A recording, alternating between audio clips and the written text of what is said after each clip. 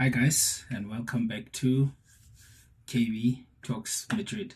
First of all, I'd like to thank everyone who has subbed to the channel. Your guys' support mean a lot to me, and hopefully we can continue to grow this channel and you find this as your new home for all Real Madrid and sometimes European related content.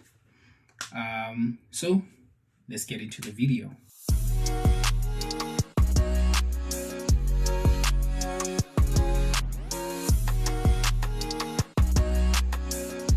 The match ended as a 2-2 draw, but there were just a lot of things that happened yesterday that I would like to talk about in this video today. Firstly, the lineup that Xabi started with. Number one, I was not impressed seeing Fran start as a left winger. Number one, it's even an insult having a fully fit Vini and Rodrigo, even Brahim Diaz in the team and having to play Fran, guys, as a left winger. I don't hate on the boy. He's my boy. I love him so much. He's very good with regards to his pressing and his work ethic when it comes to defensive related duties. He defended very well yesterday while we were being pressed or attacked. But the problem is when he was up front, Fran doesn't know how to dribble to save his own life, bro. That guy cannot do it to save. I don't know, bro. I don't know what you can pay that little boy, but he can't do it to save nothing, my boy. So why was it in Xabi's mind that, oh, you know what? Here's a fully fit Vini. Here's a fully fit Rodrigo. Hey, even Brahim Diaz is here. But you know what's smart? Fran Garcia as a left-sided winger. Yeah, no. That guy is such a genius, guys. He is such a genius. That's what we saw yesterday. There was even a time where Carreras had the ball. Instead of just pushing it up where Fran was making an overlap, Carreras decided to turn back and nearly cost us a goal. That's how much even his own players cannot trust that guy. They cannot. He goes up front, he passes back. There's no right wing, right fullback, bro, in the world who sees Fran on the day and he's like, yo, I'm crapping my pants, boy. Fran Garcia is yo. But you had Rodrigo, bro. You had Rodrigo, my guy. The level of insult to have Rodrigo play right wing and yes, guys, yo, this is funny, man. This is fun, yo. I'd not be pissed if I was Rodrigo, dog. Let alone Vini. I get that. Rodrigo, bro. They fielded you on the right wing and had Fran Garcia play your natural position on the left. Oh, I know, Shem. This season we are seeing it. I get why these players, they used to say they were frustrated with Xavi because they don't know what the heck he's doing. I don't even know what the heck he's doing, bro. Let alone his players. Yo. I know, I was pissed when I saw that, bro. I was really pissed because literally that's when he gave this match to Elche. That, you know what, guys? You don't even need to sit back. Because if you have Vini, there will always be someone who sits back and tracks Vini. But with Fran, everyone goes up front, bro. It's a party there. Let's leave that. Fran just had a decent performance. That's all that I can write home about that guy, bro. Ceballos is a DM. I really liked that yesterday. I'm a fan of Ceballos, bro. Just that he's inconsistent as hell. But I'm a huge fan of him because what I like about Ceballos is he's the one player in a team that is always available, aside from Ada, for the ball. He always throws himself up and says, okay, guys, I'm here. Come. Pass the ball. Because the nice thing about him is we can build up very effectively from the back. He comes in, the two center backs stretch, and then he collects the ball, and then he can distribute it to the wings or up front. However, he's a good link player that links the defense and the attack. So I had no problems with Ceballos. He was substituted for Camavinga, and Camavinga was just in the second half. Why did he come on? I don't think he's fully fit yet. I think that was part of the reason, because the one quality that Camavinga has is he knows how to steal the ball from someone's foot, bro. Even if you're running with the ball, he can steal it from behind. I saw none of that yesterday. We had no one to take the ball away from Elche players yesterday. Hence, I go back to the first goal that got in yesterday, bro. That first goal pissed me off so much, but then again, I was like, man.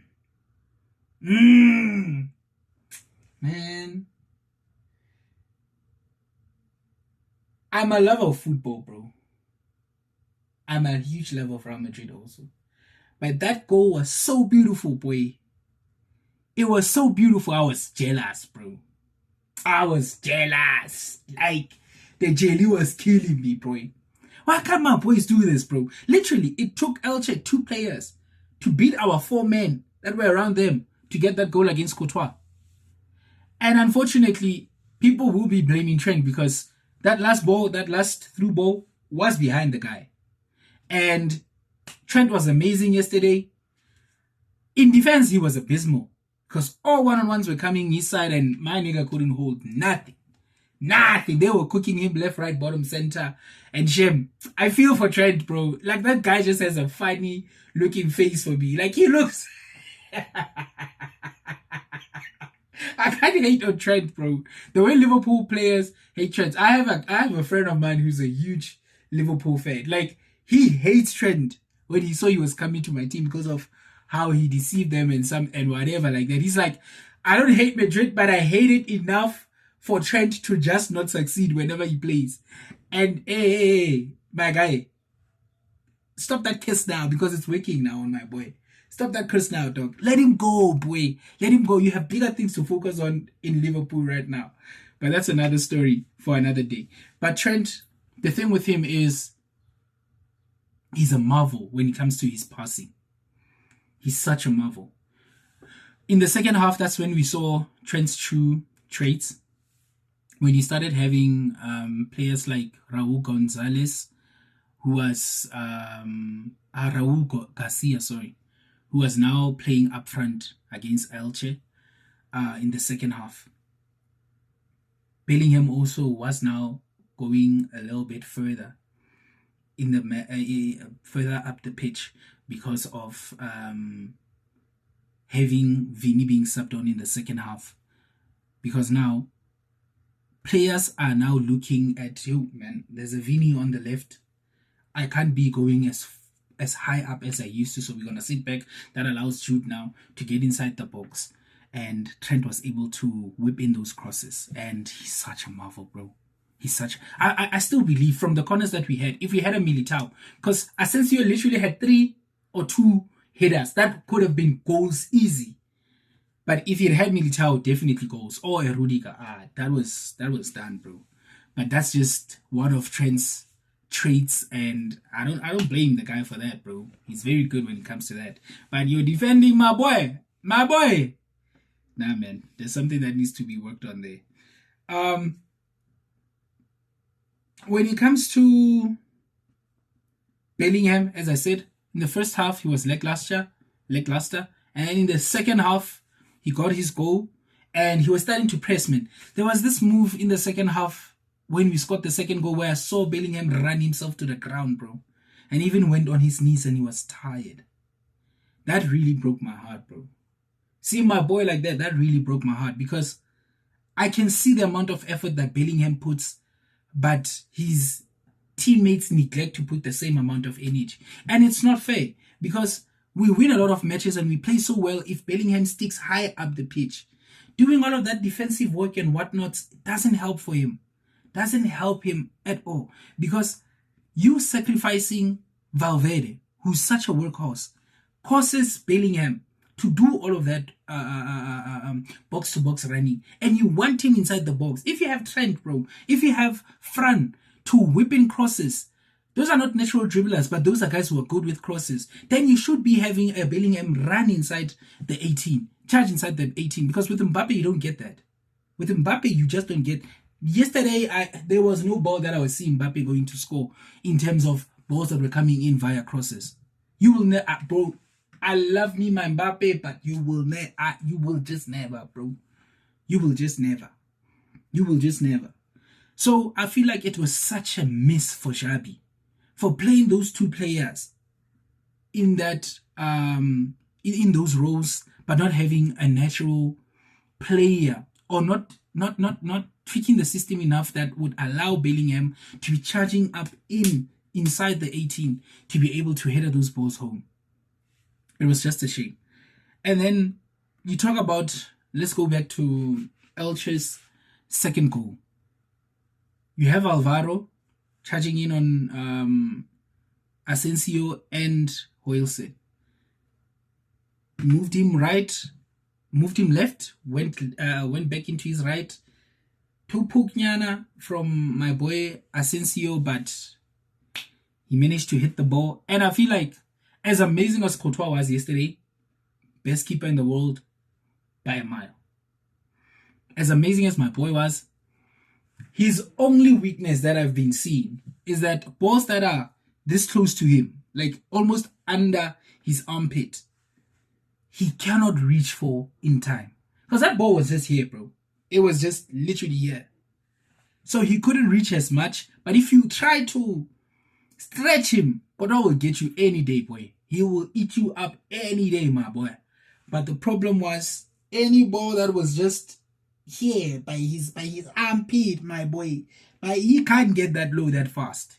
So yeah, I think that's one of his like Achilles, bro. Because if you were that close, if you are close to him in a one-on-one, his legs easily.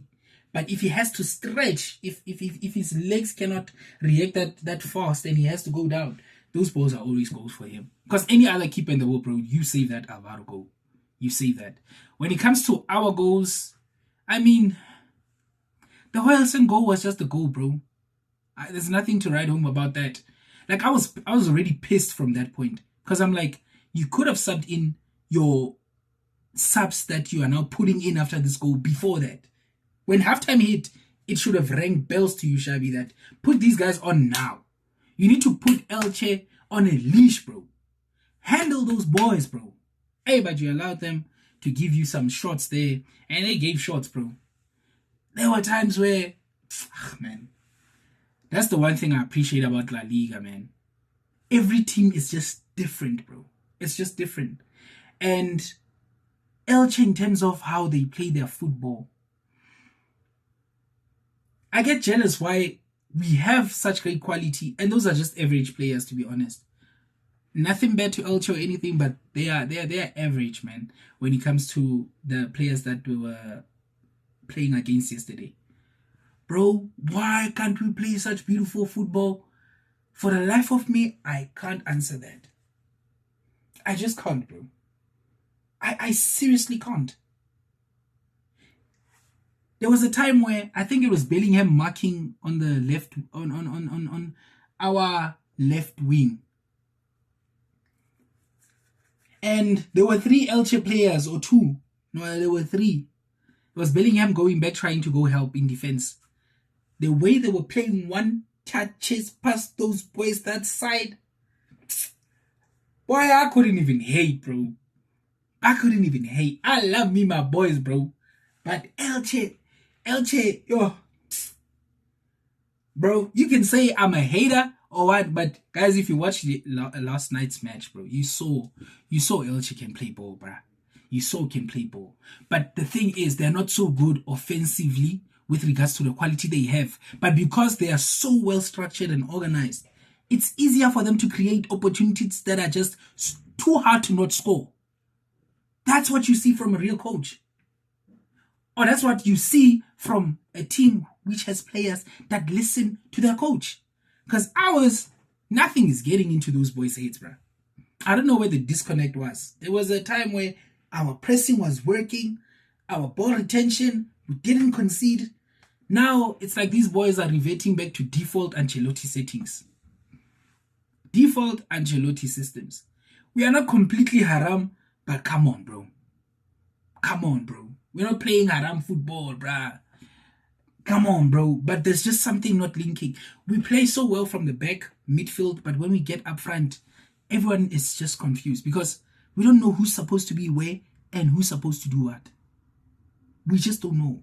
We just don't know. And that's the sad part about this team. And tough questions have to be asked and tough answers have to be given, bro. Because at this point, Vini and Mbappe just don't work. That's the harsh truth about this thing, bro. They are superstars. They are great and stuff. Because I used to think last season, Ancelotti was just not good enough, not being able to succeed with these two players, with Vini and Mbappe up front.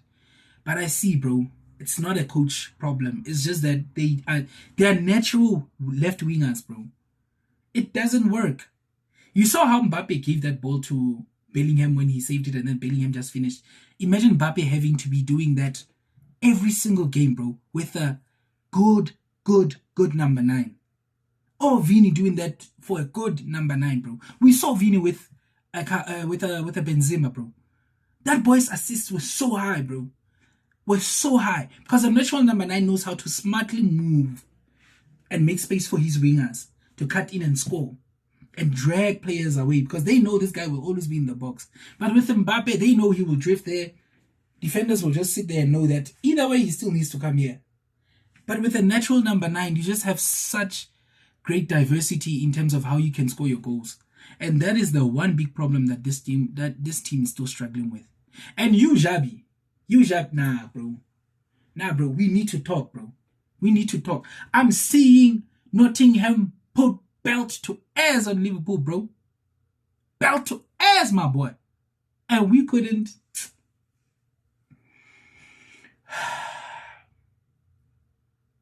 Guys, you understand the last win that Liverpool had was Liverpool and Aston Villa in the last 7 or 8, I think.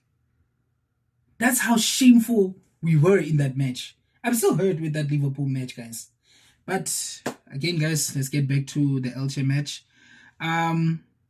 Ratings, Courtois, I'll give him an 8 out of 10. Solid 8 out of 10 performance. I've already listed what he has done. Great saves. He really kept us into that match. Besides that goal, that was the second goal. The first goal, the second goal, that was too shaky.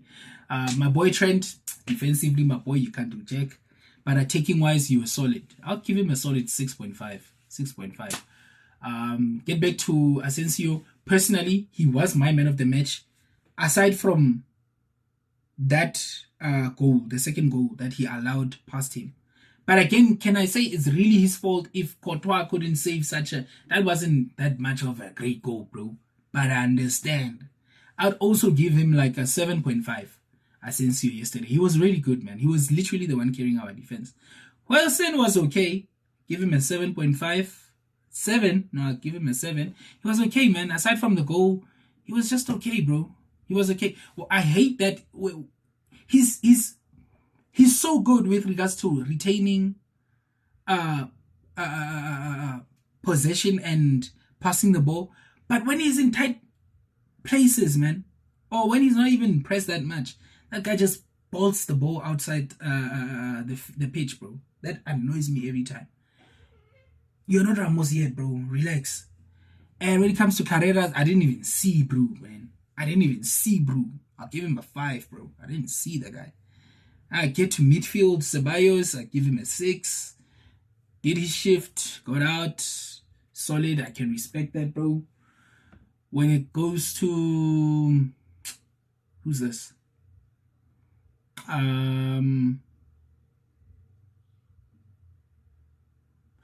Ada didn't really see him, even though he was retaining the ball, passing it nicely. Yeah, I'd give him a solid 6. Bellingham a 7. Who else? Brahim, no, not Brahim yet. Fran, I'd give him a solid 5. Mbappe, I'd give him a 6 for the assist. Rodrigo, I'd give him a 5. We didn't really see much of him. Vini, I'd give him a 4. I didn't see him do anything, bro, when he got in. Brahim a 3. Let me just say Vini and who's this? Vini and Brahim I can't really rate, but if I was forced into a rating, those were the ratings, because I didn't really see much of them. And then with regards to Gonzalo, I'd give him a 5. He tried to do something, the boy, when he got in, but he did more than Vini and Brahim when they got in, Shem.